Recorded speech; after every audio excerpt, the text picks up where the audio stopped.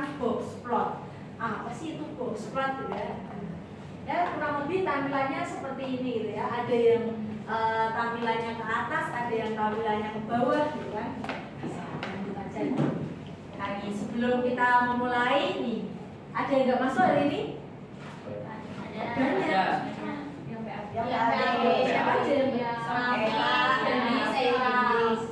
Sofia. Jadi 4 ya. Oke. Nah ini sebelum kita mulai kegiatan pada pagi hari ini, coba kita peduli dulu dengan lingkungan. Adakah sampah yang ada di bawah kalian? Ya, ada sampah. Nah, kalau ada sampah yang ada di bawahnya dibuang dulu, gitu kan? Ini salah satu bentuk dari ini kan cinta pada lingkungan, gitu kan? Nah ini belajar kalau lingkungannya tidak bersih kan juga tidak menyenangkan. Nah itu silakan sampahnya dibuang pakai tangan atau cahaya. Ini kok piket kan ya semua kalau lihat bawahnya ada sampah.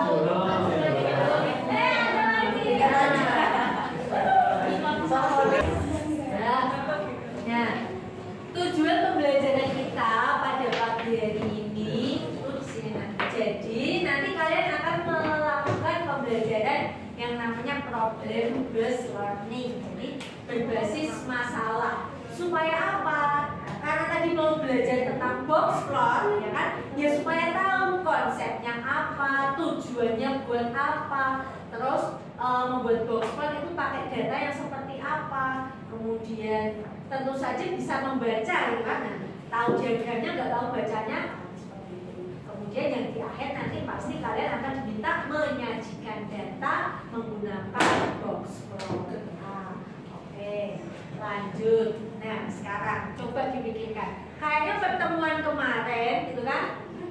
Ada yang mengukur tinggi badannya nggak? Ada loh yang mengukur. Bagaimana kita bisa melihat perbedaan tinggi badan siswa di kelas dengan cepat? Pakai apa? Pakai berdiri. Berarti semua disuruh berdiri gitu ya? Masa sih? Apa? Tanya. Berarti semua ditanya satu-satu gitu. Harus mengukur gitu ya? Atau? Iya. Oke.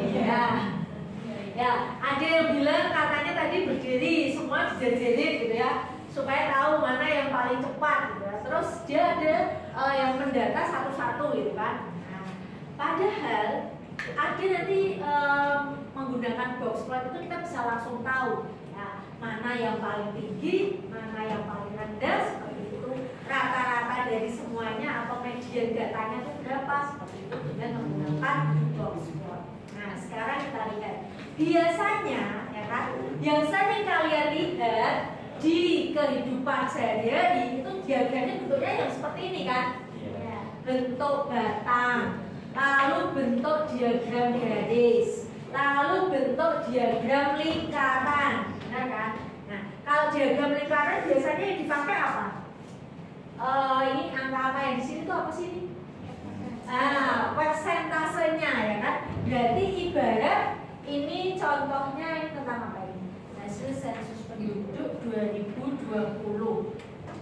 Ini Gen Z. Oh, ini post Gen Z ya kan? Ini Gen Z, ini Gen X, lalu ini milenial. Nah, berarti kan kita hanya bisa tahu, oh ternyata di Gen milenial itu hanya 25,87%. Dari berapa di situ? Dari berapa ini? Ini jumlahnya berapa sih di sini? Nah, dari 270,20 juta jiwa, ya kan? Berarti kita hanya bisa menghitung gen milenial itu berapa, gen Z-nya berapa, kemudian post gen Z-nya, gen X. Nah, kan hanya sebatas itu saja. Ya, kalau disuruh hitung kuartilnya berapa? Bisa nggak hitung kuartil kalau tapi diketahuinya diagramnya seperti ini? Kan kemarin sudah belajar menghitung kuartil kan, ya kan? Nah, kuartil yang membagi data menjadi 4 bagian, ya kan? dibagi 2 dulu, terus dibagi lagi 2, dibagi lagi 2. Nah, bisa nggak kalau datanya seperti ini tapi disuruh hitung kuartilnya? Mungkin kah? Yang seperti ini mungkin juga tidak. Nih, bentuknya cuma garis seperti itu. Nah, ini kan. Nah, sekarang bandingkan kalau detailnya seperti ini. Nah, inilah diagram yang namanya diagram box plot atau box and whisker plot. Namanya aslinya sih ya, ini harusnya kan box and whisker plot. Tapi ya kan, beda orang Jawa kan kayak ribet gitu. Box and whisker plot. Kesuwen. Nah, maka dia disingkat dengan box plot.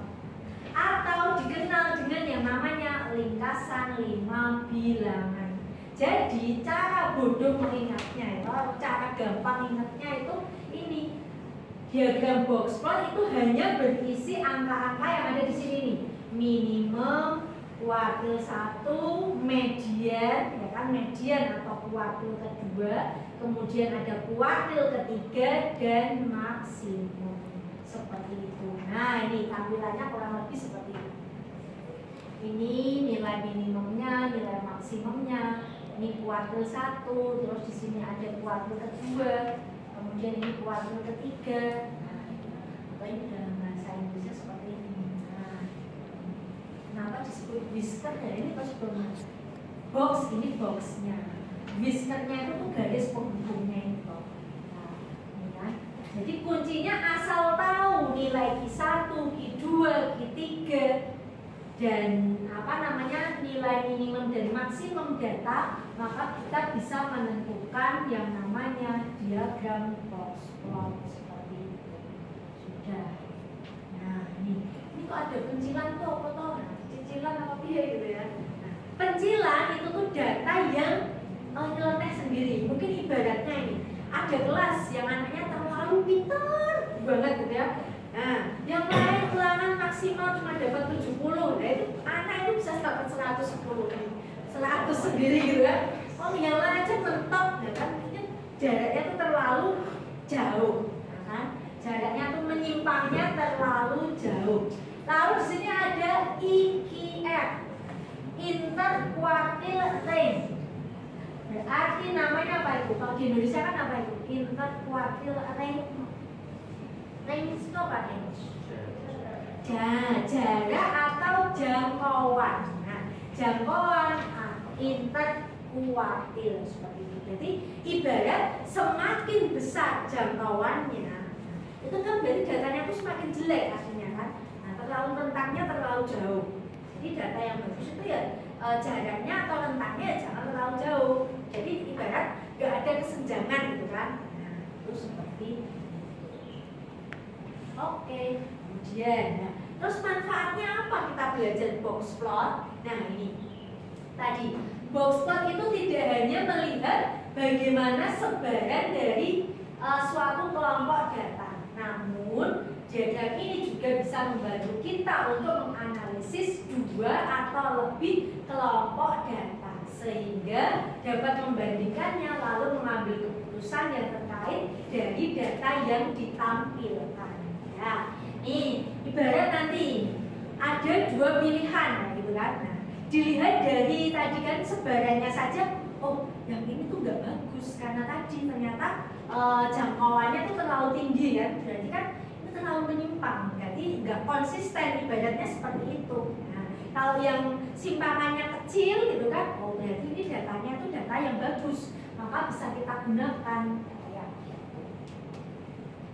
Oke, nah hari ini kita akan berkelompok. Jadi gunakan kelompok yang kemarin aja ya kan? Ya, yang kemarin, ya kan kemarin. Oh pilih lagi. Ya, Masya Allah. Ini dari mana? Soalnya beda banget. Ya, udah. Silahkan. Nah ini berarti kelompoknya baru lagi ya. Hari ini nanti kita berkelompok 4 sampai 5 orang seperti itu ya. Seperti biasa nanti ada diskusi kelompok, berarti semua harus kerja, bukan kerja sama yang satu kerja yang lain sama, ya. Atau kerja kelompok yang lain satunya kerja yang satu kelompok toh, ya. Gitu. Nah, terus nanti ada presentasi, jadi biar tahu kan, meskipun soalnya sama, bisa jadi nanti interpretasi antara kelompok satu dan kelompok yang lain itu berbeda. Nah ini akhirnya ada post test dan quizzes, harus tahu ya. Nah masalahnya kok bisa matematika bisa muncul-munculnya kayak gitu ya? Nah ini salah satu orientasi kalian nanti kan itu kan PTN gitu ya. Ada kita menghadapi tes kemampuan akademik TKA ya. Tes TKA itu kan identik ke tes yang literasi dan numerasi. Jadi mau tidak mau ada pasti akan disajikan bacaan gitu ya. Nah entah itu nanti bacaannya itu cuma nyerempet dikit atau nyerempet banyak gitu ya. Nah kita lihat ini ya. Kok iso ya matematika gimana gitu ya kita lihat. Ya jika kita lanjutkan ya. Jika kita menggunakan bola lampu 60 watt selama 1 jam, artinya lampu tersebut akan membutuhkan listrik sebesar 0,06 kWh. Nah, bila digunakan selama 1000 jam, maka akan membutuhkan 60 kWh listrik. Bila bola lampu 60 watt itu nyala selama 8 jam per hari, bayangkan per hari masih dikali selama 1 bulan, energi yang digunakan adalah sekian. Nah, itu lampunya nggak pakai yang lampu LED ya. Kan ini kan sekarang ada yang lampu hemat ini kan, ya hemat tuh ya. Terus, nah ini ada pesan yang besar di samping. Jadi mari menghemat listrik dengan cara matikan lampu saat tidak digunakan. Ya ibarat ya nanti nih ibarat kayak di kelas ya. Kalau nggak ada orangnya ya kelasnya silakan lampunya dimatikan. Saat olahraga matikanlah lampu. Lanjut sebelum ada matematika. Nah terus jumlah penduduk dunia itu akan terus bertambah. Artinya semakin banyak orang yang akan membutuhkan energi ya. Nah ditambah isu lingkungan dan dunia yang lebih bersih, maka banyak negara terus mencoba mengganti penggunaan energi yang berasal dari fosil atau batu bara dengan energi terbarukan yang lebih bersih. Antara lain energi dari panel surya dan energi dari turbin angin. SMA 3 kebetulan kita juga memanfaatkan ini kan, energi panel surya untuk yang gedung yang di tengah gitu kan, yang ada di perpustakaan gitu kan. Ya, yang ada di aula itu kan menggunakan energi panel surya. Karena mau pakai turbin di sini mana dekat laut aja kan? Enggak ya? Nah, gitu. Oke, lanjut. Nah, ternyata matematikanya ada di sini ya. Nah, ini. Ya, kadang soal itu memang sedikit maksa ya, tapi ibarat kenapa ada literasi ya ini supaya kalian mau membaca seperti itu. Meskipun matematikanya itu ada di akhir. Nah, ada 2 kota itu A dan B sedang menguji sumber energi terbarukan mereka. Kota A mengandalkan panel surya, sedangkan kota B menggunakan turbin angin. Nah, selama 10 hari mereka mencatat jumlah energi dalam kilowatt hours atau kalian yang mereka hasilkan. Ternyata kota A itu menghasilkan sekian ini, kota B menghasilkan ini. Nah, berdasarkan diagram box and whisker dari kedua dataset tersebut, kota mana yang memiliki produksi energi yang lebih konsisten? Jelaskan alasan.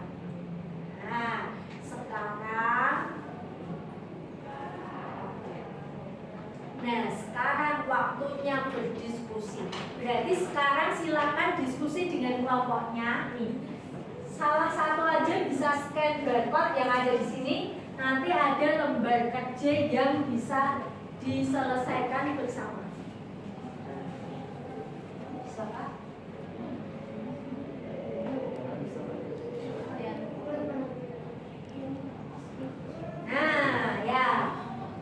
Nah, itu ada LKPD. Nah, misalkan kok bisa mencari sumber belajar yang lain, gimana sih menghitung ini? Nah, kuartilnya tadi kalau datanya tunggal, kelompoknya mana kelompok? Suka mencerah sana ke sini. Sini ngumpul ini aja. Oh, kan bedain deh. Oh, ya gak apa-apa sama cowok, emang cowok nggak mau ngejet dulu, setuju situasi cuma saya sampai 4 sampai 5 kok udah semua scan semua kelompok udah scan nah, nanti ada langkah-langkah kan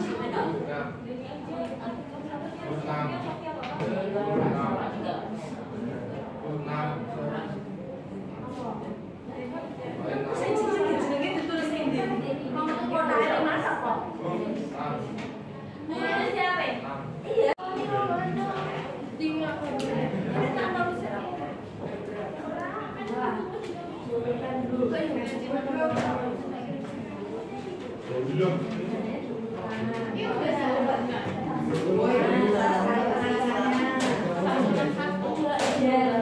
Kalau medianya menangkan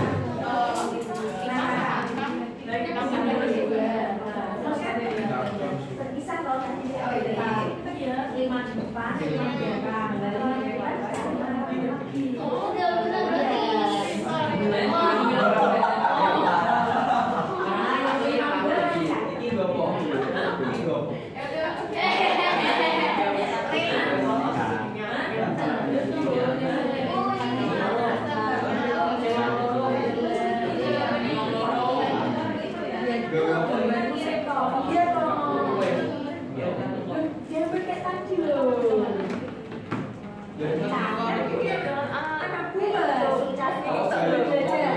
menggambar boxplot tadi ya yuk.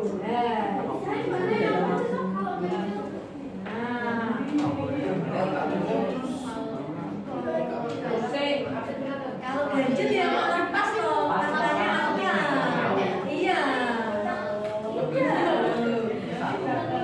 Kalau genap kan di antaranya.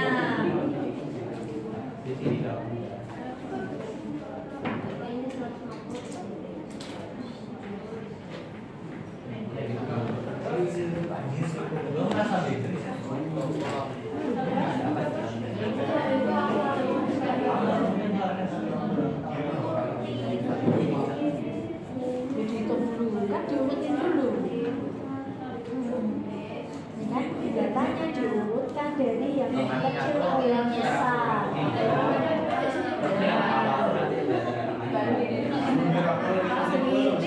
Dicari medianya dulu kan, cari tengahnya. Ya, I2 kan. Dulu. Bentar. Nah, saya cari medianya dulu bang tengahnya. Nah, namanya cari tengahnya lagi. Kalau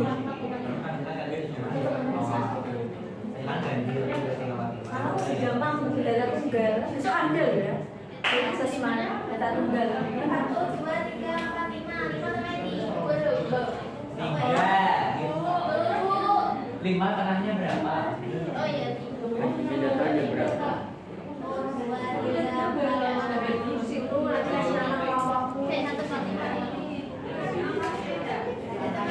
Ini kan nilai minimum berapa? Nilai maksimum berapa? Medianmu berapa? Kuartil bawahnya berapa?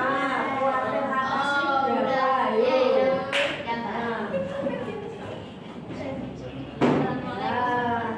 Itu kan dia pakai skalanya 5. Misalkan nggak dikasih skala 5 kan nggak apa-apa kan?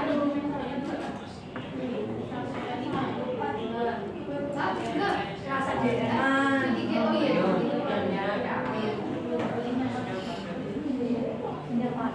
Yung. Oh, iya.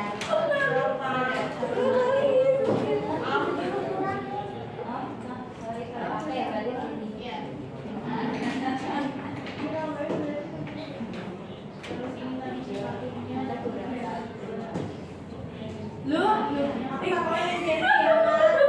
sebentar. Biar fokus.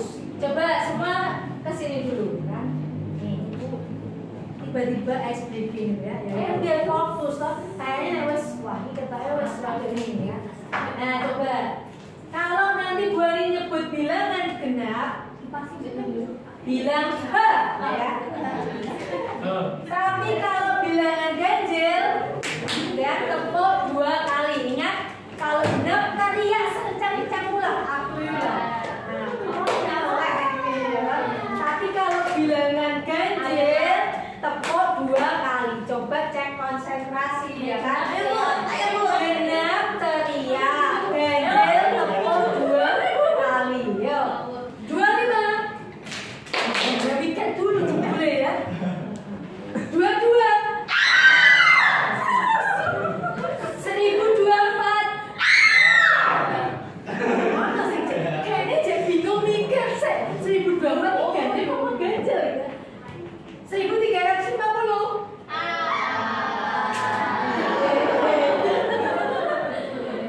Oke, sudah kembali ke iya Pak, kembali ke ada yang sudah selesai belum? Yo guys.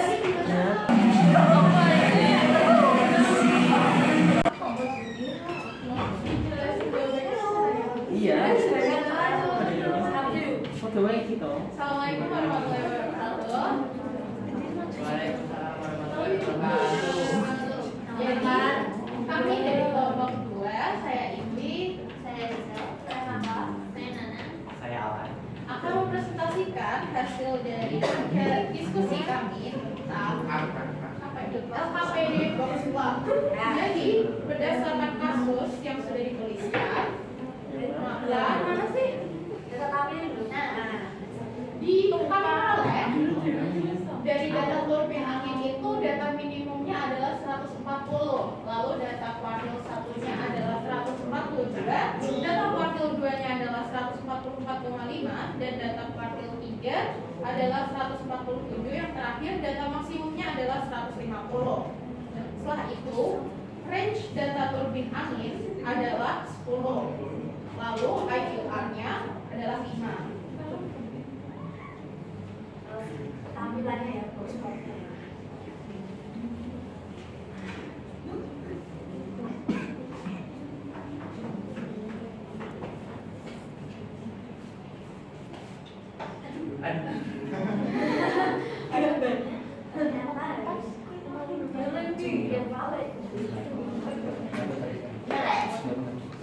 Dari data yang sudah kami peroleh tadi, jika digambarkan dalam bentuk box plot, maka akan seperti gambar yang ada di proyektor seperti ini. Ya, nah itu yang gambar yang di tiga itu ya, wes. Lanjut, kembali ke Lalu sini. setelahnya, Nah, di pengembangan dan penyajian hasil terdapat beberapa pertanyaan, yaitu pertama, secara umum energi yang dihasilkan oleh tenaga surya itu lebih besar dari energi yang dihasilkan oleh turbin angin. Lalu setelahnya, box plot turbin angin memiliki IQR dan range yang lebih kecil daripada energi surya. Itu artinya energi angin lebih konsisten dibandingkan dengan energi surya. Lalu 50% data energi turbin yang dihasilkan terletak di antara 142 kWh sampai 147 kWh. Lalu 50% data energi tenaga surya yang dihasilkan terletak di antara 158 kWh sampai 165 kWh. Selanjutnya, energi terbesar yang dihasilkan oleh turbin angin adalah 150 kWh. Ini sama dengan besar energi terkecil yang dihasilkan oleh panel surya. Batas atas energi surya sama dengan 165 ditambah 1,5 dikalikan dengan 7 yang hasilnya 175,5. Dan batas bawah energi surya adalah 158 dikurangi 1,5 dikalikan 7 yang hasilnya 147,5. 7 tadi apa? 7 tadi. 7 adalah range dari energi Sama IQR. IQR. Ya, jangan sampai salah ya. Mencari batas atas dan batas bawah itu pakainya IQR. Yes. Oh, ya, itu ya. Nah, itu artinya tidak ada penyicilan pada kumpulan data energi panel surya. Lalu batas atas turbin angin adalah 147 ditambah 1,5 dikalikan dengan 5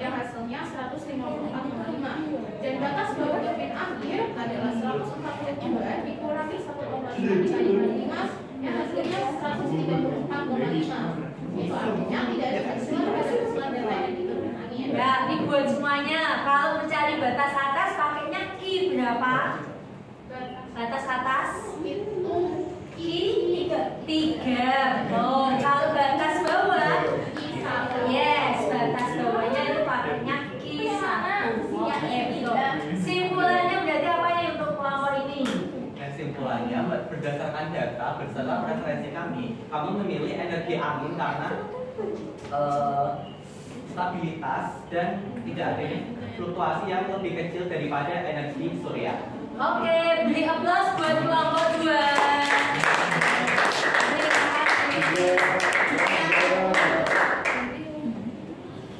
Oke, mungkin cukup sekian yang dapat kami sampaikan. Kurang lebihnya mohon maaf. Wassalamualaikum warahmatullahi wabarakatuh. Waalaikumsalam. Terima kasih. Oke.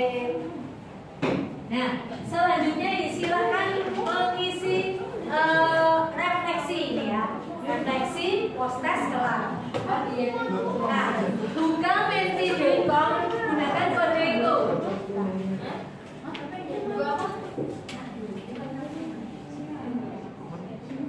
Menti.com, buka menti.com, ketikkan aja menti.com.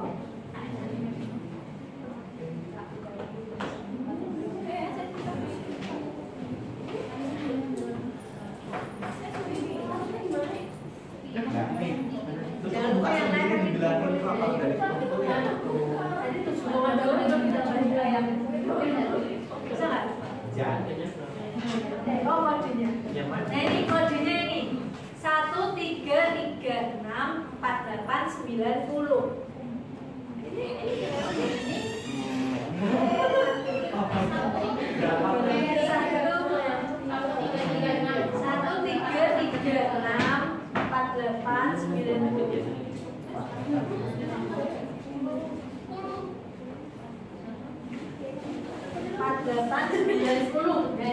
ini kodenya nih 133648910.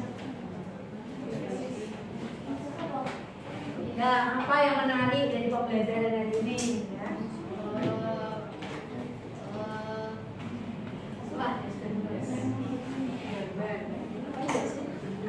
Nggak pakai lipstick kok yang menarik untuk seperti ini. 7. Kenapa 7? Berapa Bu tadi Bu? Itu loh, nggak kelihatan. Masuk 133648910. Bagaimana cara mengumpulkan foto? Ini belum ada kan ini minta izin bapaknya minta izin.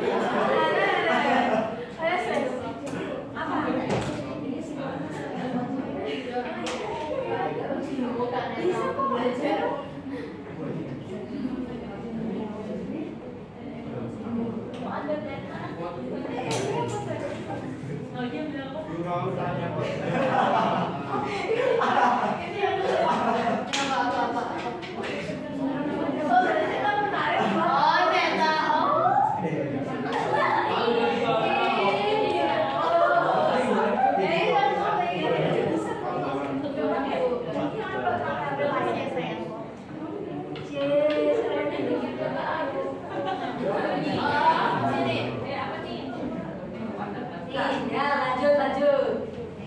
Pertanyaan berikutnya. Tulis satu kata buat Bani hari ini. Ini Bani pakai hari di bawah. Ini Pak 3 Bu. Apa yang 3?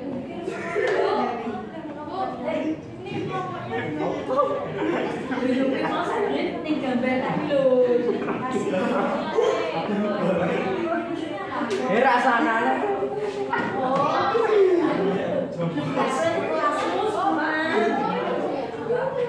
Ada yang ngasih lo, ada yang ngasih itu. Berarti sama. Oke. Ini apa? Oh iya.